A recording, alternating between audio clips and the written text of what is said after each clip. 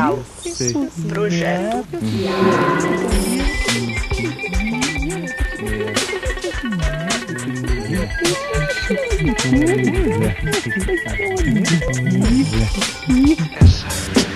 Como tudo que se passa em São Paulo.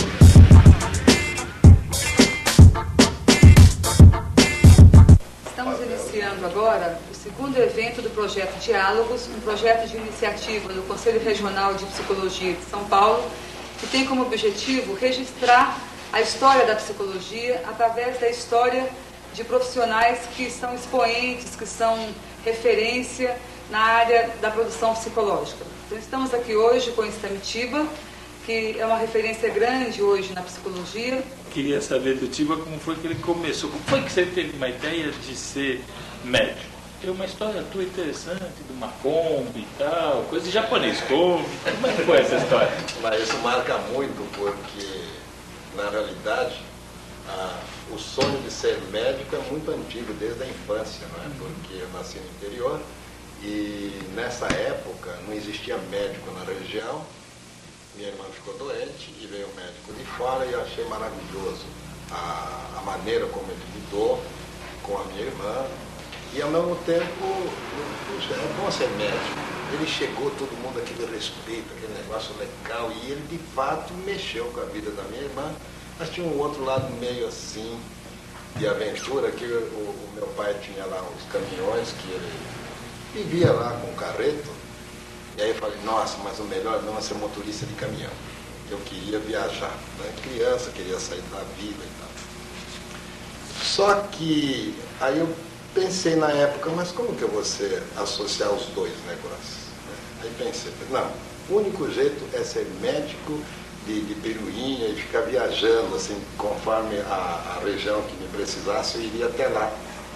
Então, eu comecei a pensar em fazer uma medicina no estilo de ir até as pessoas em vez das pessoas virem até um consultório, etc. Só que aí as coisas mudaram. Entrei na Pinheiros e vi que era inviável esse sistema, pelo menos naquela ocasião. Já são 30 e tantos anos atrás.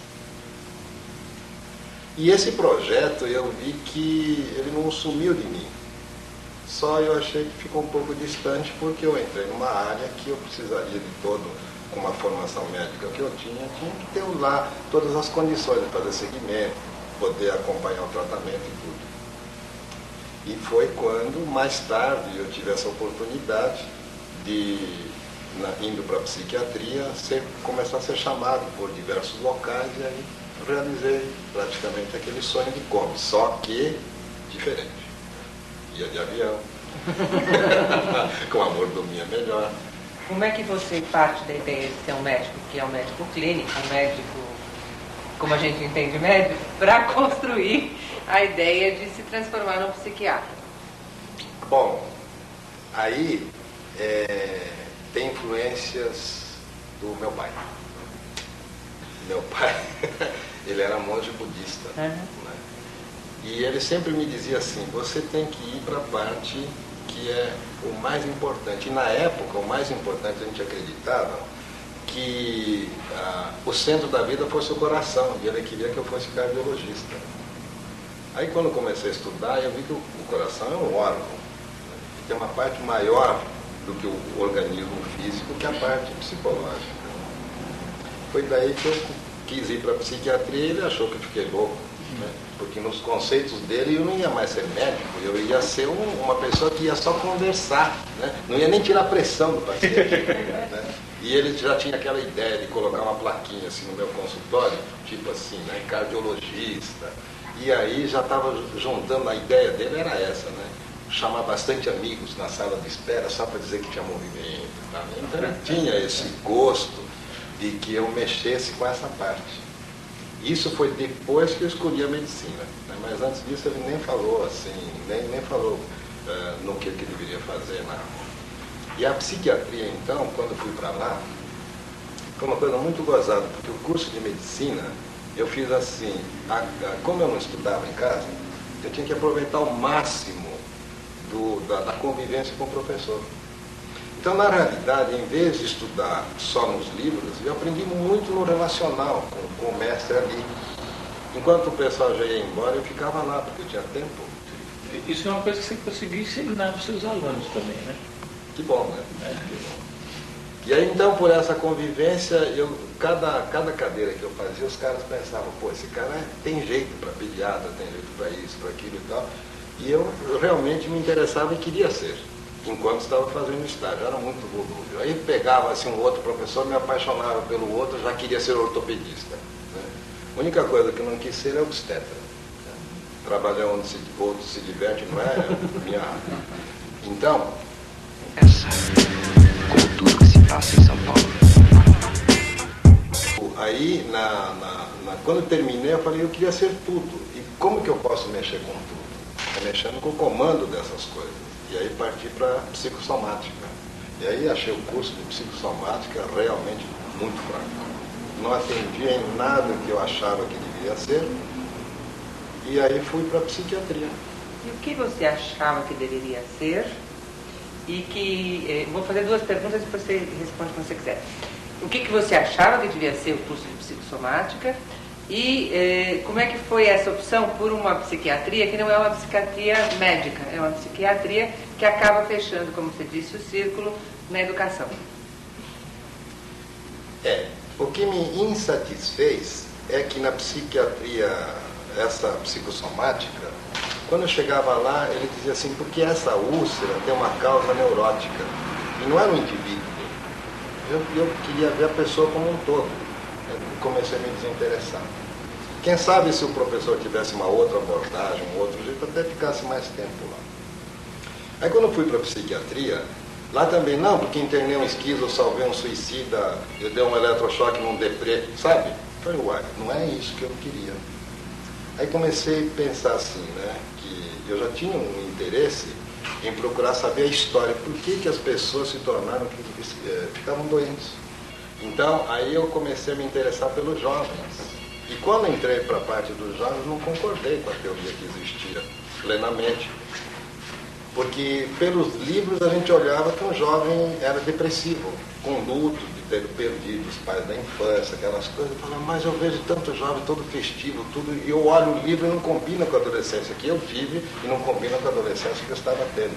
Foi daí que eu comecei a tabular assim, o que acontecia em cada etapa, quais os sintomas comuns e o que estava acontecendo no organismo do jovem, e aí que eu, de uma certa maneira, iniciei uma teoria chamada biopsicossocial, associar a parte psicológica dentro do seu desenvolvimento físico, com mudanças hormonais, e o sistema como ele estabelece o relacionamento dele, que o jovem faz totalmente diferente do adulto. Né? E essa teoria que você criou tem um fundamento no psicodrama. Como você foi parar em ser psicodramatista? Isso. Aí tem uma outra história. Quando eu comecei para a psiquiatria, aqueles meus ídolos, que eu aprendi nas histórias, eles estavam no hospital dia. Eles não davam eletrochoque, não davam remédio, só no plá. Nossa, isso é mágico. Né? E aí eu quis chegar perto deles e cheguei, e como percebi o que eles faziam era um psicodrama. Aí comecei a me interessar pelo psicodrama, não perdia uma das reuniões que o psicodrama fazia lá. E isso me favoreceu muitíssimo, porque eu enxergava à minha frente uma pessoa, e não uma úlcera, ou não uma depressão, não um suicídio, um ticoso, coisa desse tipo. Um delinquente, ele tinha que ter uma história. Não era gratuito isso. Quanto esta vivência de ter sido pai de adolescente e de ser pai de adolescente alterou a sua compreensão daquilo que você começou a construir lá atrás, na época em que você começou a discutir essa perspectiva biopsicossocial? Eu acredito que tudo que a gente faz tem que ter coisas da gente. Para se tornar uma espécie de intimidade, não estar contrariando coisas, simplesmente obedecendo o que já foi estabelecido. Né? Tem que ter a história da vida da gente. Então, no momento que comecei a bolar essa teoria aqui do desenvolvimento, que aliás pus num livro, né? Isso daqui é que é muito adotado aí pelas escolas. Então, quando comecei a juntar as coisas, eu comecei a acompanhar nos meus filhos. Era como se fosse assim, eu olhava aquele comportamento, então, em vez de ser aquele pai que sabe o que o filho está fazendo, eu procurava saber por que ele estava fazendo, e nisso ele foi um grande professor. Né? Então, eu pude entrar dentro da vida sem ser terapeuta, através dos amigos, das brincadeiras. Meu filho é um fanfarrão danado, né? Então ele me ensinou muitas coisas, muita alegria do jovem eu peguei deles, porque eu era muito mais serião, assim, né? Eu era mais estudioso. Você tem um discurso na psicologia que é a da imparcialidade, do não envolvimento, a da possibilidade de você não estar jogando as suas coisas, seus sentimentos dentro daquilo que você está fazendo. Você está falando uma coisa exatamente o contrário, né? Aonde você sustenta isso, além da sua experiência, o que o psicodrama tem ou não tem a ver com isso? Eu acho o psicodrama tem tudo a ver com isso. Inclusive a teoria que eu dei, o acabamento que eu falo, eu aprimorei um pouco essa do desenvolvimento biopsicossocial, e eu estou colocando agora uma coisa mais ampla chamada integração relacional. E uma das coisas da teoria é de que nós não somos uma capacitação, nós somos pessoas que temos capacidade. Então, por mais que o terapeuta se forme essencialmente terapeuta, ele é 100% descrito em todos os livros de como ele deve ser. Se ele não souber se relacionar com o seu paciente, esse paciente vai ser objeto de análise, não uma pessoa que está se relacionando. Eu acredito num processo de terapia muito mais no relacionamento e na confiança que se estabelece do que propriamente na eficiência de um terapeuta, que ele pode ser muito bom, mas não consegue se relacionar com o paciente, não vai bem. Você diria que esse trabalho mais clínico que você realiza no seu consultório começou a criar uma certa insatisfação para você também? E por isso você foi buscar um outro trabalho ou saiu de uma outra maneira essa possibilidade? Eu, como terapeuta, eu sempre fui bem procurado, sempre tive movimento. Desde o começo eu sempre falava assim, não, tem que aproveitar enquanto é safra, daqui a pouco não vem mais, né? E nunca tive esse período entre safra, né? Sempre com paciente e tal. Aí eu comecei a perceber o seguinte, que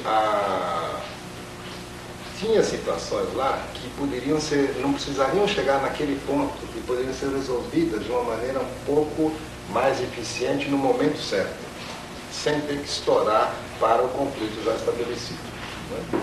Então, isso me fez pensar, puxa, quem sabe se eu mexesse numa área um pouco mais, não tão profunda quanto terapia, mas numa área onde as pessoas pudessem ser mais saudáveis para educar seus filhos, os professores pudessem lidar melhor com seus alunos, quem sabe muitas coisas deixariam de estourar. Aí eu estaria atendendo muito mais do que ficar só curando. Eu estaria fazendo o campo da prevenção. Essa, como tudo que se passa em São Paulo.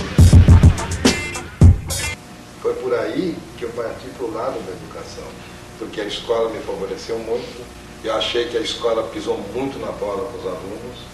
Aí eu criei a tal da síndrome da quinta série.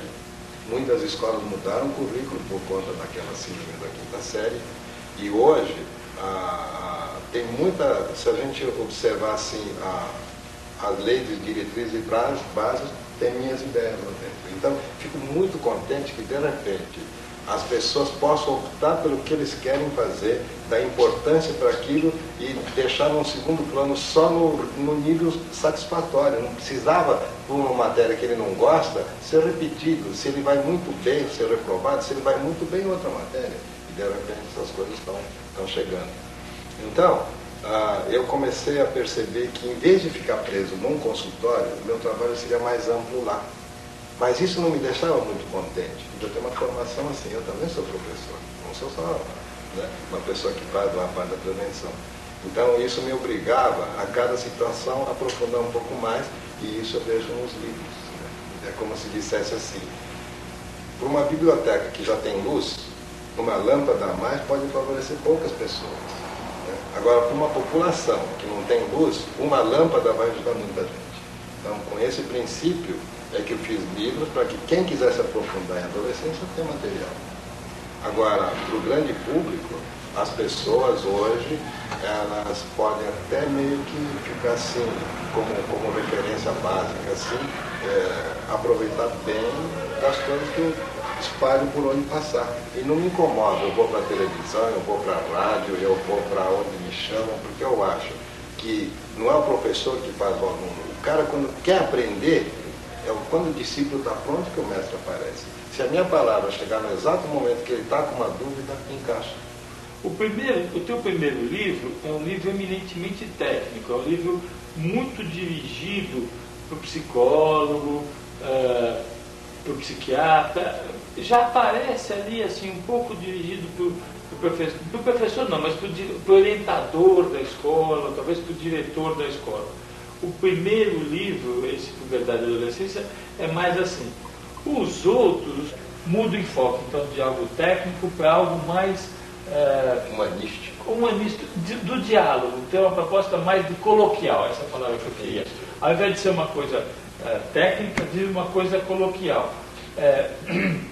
Isso também é uma coisa que você pensou e falou, não, é desse jeito que eu quero fazer. Eu não quero ser um acadêmico, eu quero ser um cara que vende livro no aeroporto, um cara que vende livro no supermercado. Isso você acha que essa história da luz da biblioteca é por aí? É porque... Fazer uma pergunta de uma hora, você fala, Dá uma resposta de uma hora. Não, mas eu acho que você pega um ponto interessantíssimo, porque olha... já está mirando, pode continuar. Olha, Luiz Amadeu, dá uma olhadinha só, que nós estudamos o indivíduo, né, primeiro biologicamente, dissecamos, depois dissecamos o aparelho psicológico. Nós somos seres sociais, nós construímos a civilização, né?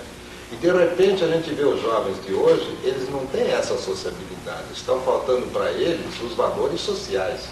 Então o conceito de saúde para mim hoje, em termos de integração relacional, tem que envolver ética e cidadania, né? Coisas que não se pensa em outras teorias, porque eu acho que o momento hoje é outro. A maneira como criamos nossos filhos, nós não educamos à vontade. Com isso, eles fizeram o quê? De uma certa maneira, tudo que tem vontade fazem, né? Então, a gente tinha um costume muito antigo de falar que adolescente é aborrecente. E eu costumo brincar, não se faz um aborrecente de repente, ele já foi criança. Né? Então, era uma criancinha que os pais, em vez de resolverem um problema que aquela criança estava apresentando, portanto ele era uma criança, simplesmente acomodavam. Uma criança se machucava, em vez de ir à origem do machucado, pegava a criança no colo. As crianças começaram a não pensar nos próprios pais, porque os pais colocaram a criança como sendo o primeiro, e os pais para servir as crianças. Isso é uma inversão total de valores.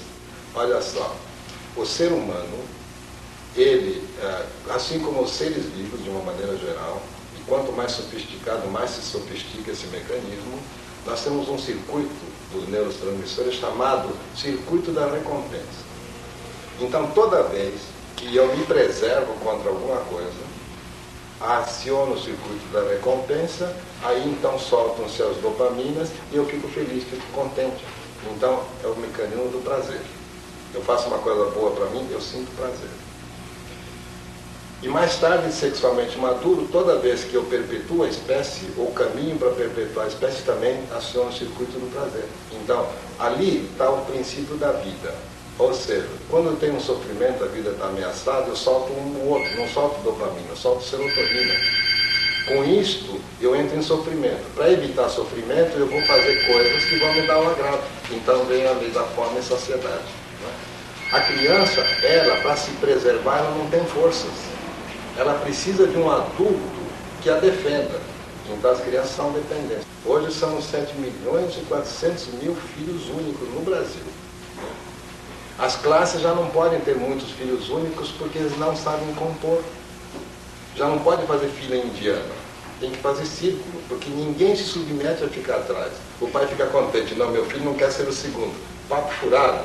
Ele não consegue compor, não sabe fazer uma coletividade. Na casa ele era o rei, ele é prisioneiro de ser rei, e não ele é rei porque tem capacidade de ser. Não é? Então, os jovens hoje, vamos pegar essa criança. Uma criança está crescendo, quando chega a puberdade, ela ganha forças sexuais, os hormônios sexuais estão agindo, então ganha força. Então a criança fica com força. Quando chega a adolescência, ele ganha liberdade, porque ele não vai estar mais na questão da família, ele vai ter também seus amigos. E aí, na rua, ele vai fazer as coisas sem o controle dos pais. Então, a força da juventude. Então, uma coisa que tinha, que não foi resolvida, ganha força, ganha liberdade. E o jovem hoje entende que liberdade é fazer o que quer. E não é. Liberdade tem que estar embutida a responsabilidade junto. Se ela não tiver liberdade, se não tiver responsabilidade junto, é um abuso. Eu faço o que eu quero, ponto. Isso não é liberdade. A liberdade é ter a organização interna de fazer o que tem vontade sem que isso fira, ou eu tenha que ficar parasitando o meio, ou tenha que ficar destruindo outras pessoas. Essa, como tudo que se passa em São Paulo. Não é à toa que hoje o pessoal jovem, então, ele tem uma coisa que eu coloquei um nome, chama-se embriaguez relacional. Né? Não é nem bebida nem nada. É o convívio entre eles, vai alterando o padrão de valor, os padrões de valores, e ele acaba fazendo coisas que sozinho não faria. O que faltou neles? Por que eles fizeram? Vamos pegar o exemplo dessa embriaguez relacional dos 4 rapazes que queimaram um índio em Brasília. Cada um deles sozinho não faria isso. Você acha que vai haver uma evolução da profissão de psicólogo, de psiquiatra, de educador? Você acha que está andando por o que a gente poderia chamar de uma fusão?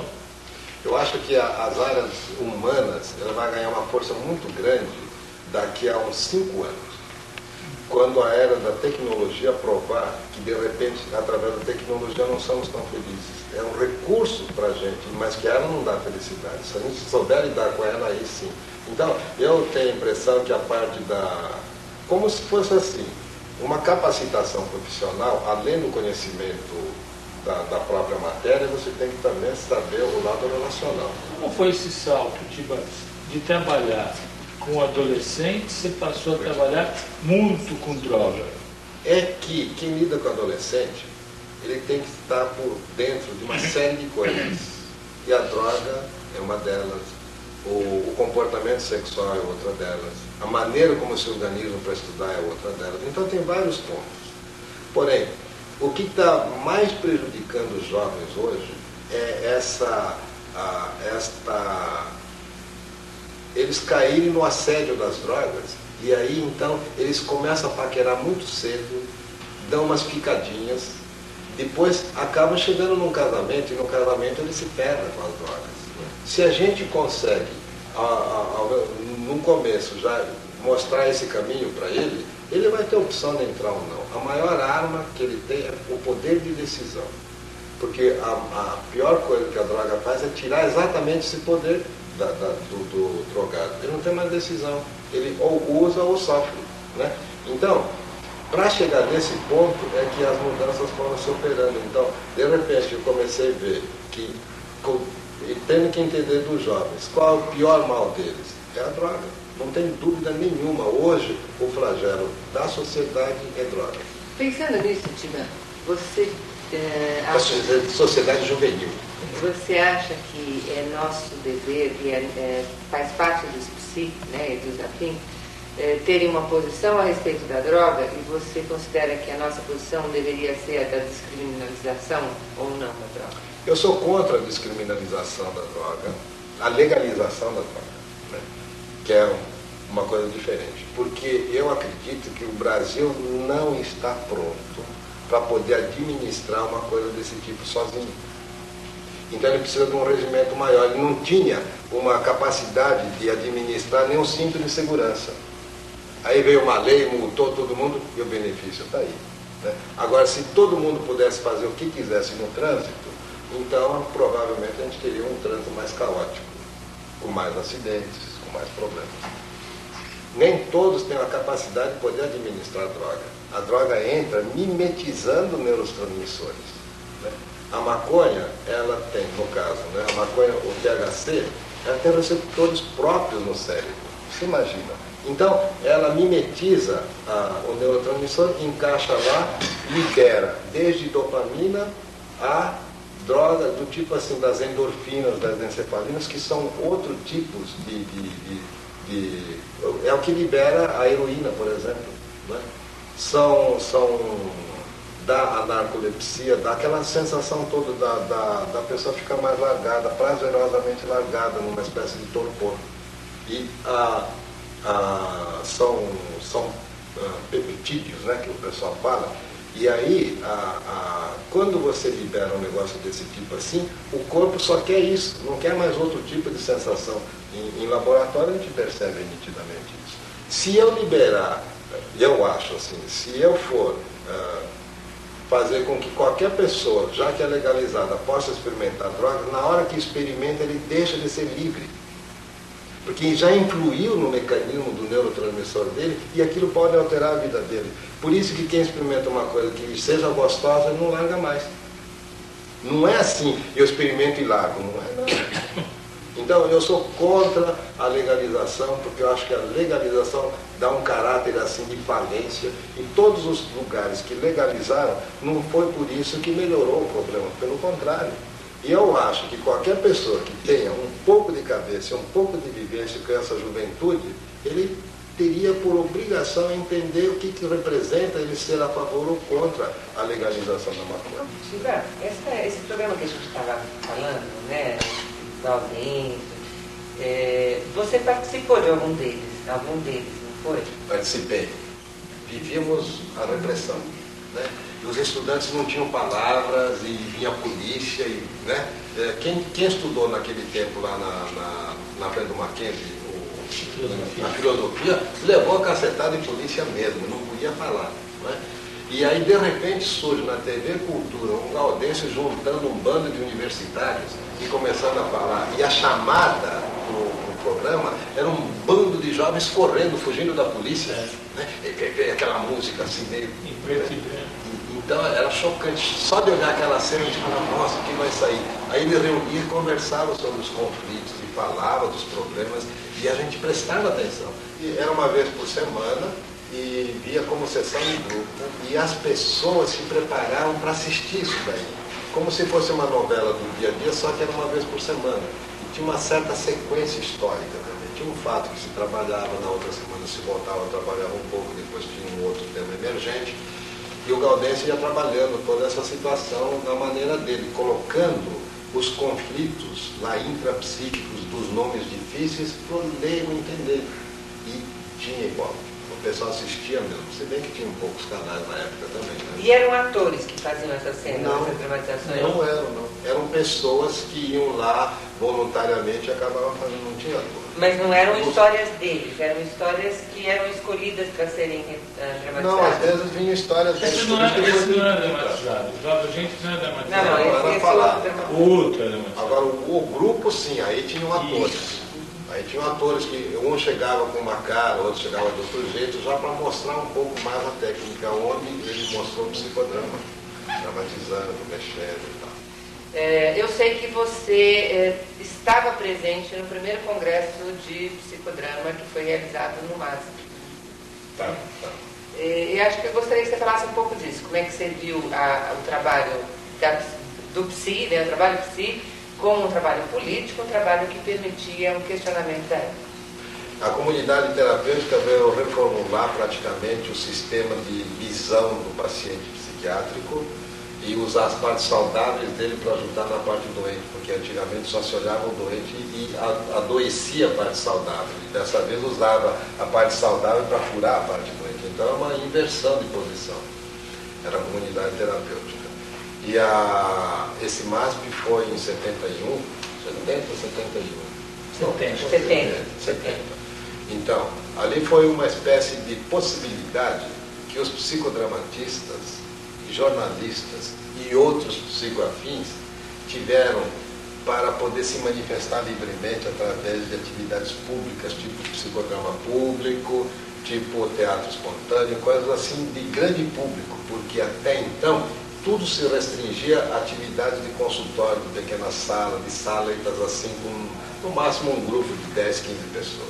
E lá juntamos 3.000, digo juntamos porque eu fiz parte da comissão organizadora como levador de cartazes, foi legal lá. Eu era ego oficial, ego auxiliar oficial do congresso.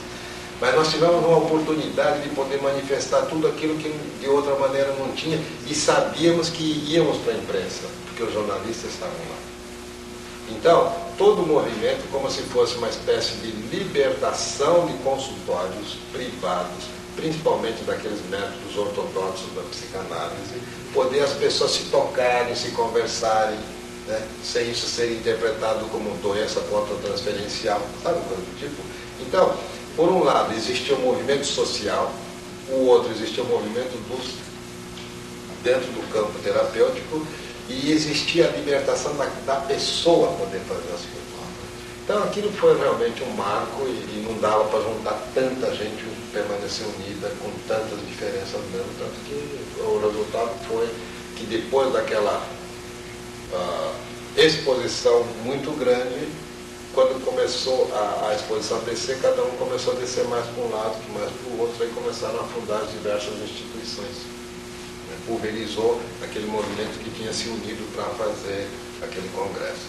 Então, o paralelo que faz é como se fosse assim como o Gaudêncio atingiu o grande público via televisão, aquele congresso atingiu aquelas pessoas, em particular, cujas repercussões chegaram pela imprensa na época a praticamente todo o canto. Né? Então não tinha terapeuta que não tivesse pelo menos notícia do que aconteceu, quem trabalhou, como é que foi, porque olha, todos os dias os jornais levavam páginas e páginas inteiras sobre o Congresso, de jornalistas que dramatizavam e eles protagonizavam, então eles falavam coisas da vida deles, como se fosse assim um sharing com o público leitor sobre o que se passou com ele. Essa, como tudo que se passa em São Paulo. Então, aquilo tirou de fato, se houve um movimento grande que tivesse tirado a psique, a terapia da sala de consultório privado, foi aquele movimento. Para a mídia foi o Gaudêncio, e para grande público eu acho que foi este congresso. Foi um movimento realmente de muita repercussão, e a partir daí a gente começou a ter até uma posição muito assim, como se fosse o uniforme das pessoas que participaram daquele movimento, que era o médico meio hippie, né? Que era assim, tinha que andar de mochila, andar meio desarrumado, não podia andar direitinho, porque direitinho andavam os ortodoxos. Você faz parte da IAGP, né, que é a Associação Internacional de Psicoterapia de Grupo, que tem reúne gente do mundo inteiro, né? Fala um pouco disso para a gente terminar. Tá bom. O IAGP foi a primeira criação internacional do Moreno em termos de institucionalização dos encontros das pessoas que fazem terapia de grupo. Não importa em que linha, ele queria reunir as pessoas para que as pessoas pudessem trocar experiências, e nada como fazer congressos e trocar trabalhos, né? Então ele fundou a IAGP e Instituto International Association of Group Psychotherapy. Então, o nosso famoso IAGP, né? IAGP. Né? Ele reúne realmente os terapeutas do mundo mesmo. A maioria deles hoje são psicanalistas por um relaxo do pessoal do psicodrama. Né? Porque ele foi fundado por psicodrama, os movimentos primeiro eram os psicodramáticos e agora está muito mais psicanalítico do que psicodramático. Mas isso é uma questão só, provavelmente, de tempo, porque a tendência é isso também mudar. A importância do IAGP para o Brasil, inclusive vai ser uma mesa que nós vamos falar o José Fonseca Filho, a presidente da Elisa Freuri e o Roberto Inocêncio, que foi meu convidado para vir para cá nessa mesa, e ele é o presidente da IAGP. Então, a importância é que o Brasil ele tem uma dimensão de qualidade de trabalho, de avanço na ciência dos maiores do mundo. Entretanto, só ficou como se fôssemos nós aqui. Nós somos pouco conhecidos lá fora. O trabalho que a gente faz é de primeira categoria. E quando eu comecei a assistir os congressos, eu falei, espera, isso tem que ser mudado. Não pode ficar assim. O IAGP foi a primeira criação internacional do Moreno em termos de institucionalização dos encontros das pessoas que fazem terapia de grupo. Não importa em que linha, ele queria reunir as pessoas para que as pessoas pudessem trocar experiências e nada como fazer congressos e trocar tipo trabalho, né? Então ele fundou a IAGP e ele Instituto International Association of Group Psychotherapy. Né? Então, o nosso famoso IAGP, né? IAGP. Né? Ele reúne realmente os terapeutas do mundo mesmo.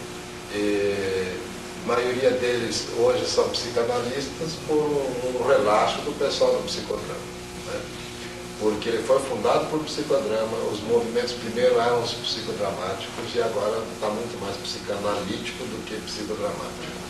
Mas isso é uma questão só, provavelmente, de tempo, porque a tendência é isso também mudar. A importância do IAGP para o Brasil, inclusive vai ser uma mesa que nós vamos falar o José Fonseca Filho, a presidente da FESNAP, Elisa Fleury, e o Roberto Inocêncio, que foi meu convidado para vir para cá nessa mesa, e ele é o presidente da IAGP. Então, a importância é que o Brasil ele tem uma dimensão de qualidade de trabalho, de avanço na ciência dos maiores do mundo. Entretanto, só ficou como se fôssemos nós aqui. Nós somos pouco conhecidos lá fora. O trabalho que a gente faz é de primeira categoria. E quando eu comecei a assistir aos congressos, eu falei, espera, isso tem que ser mudado.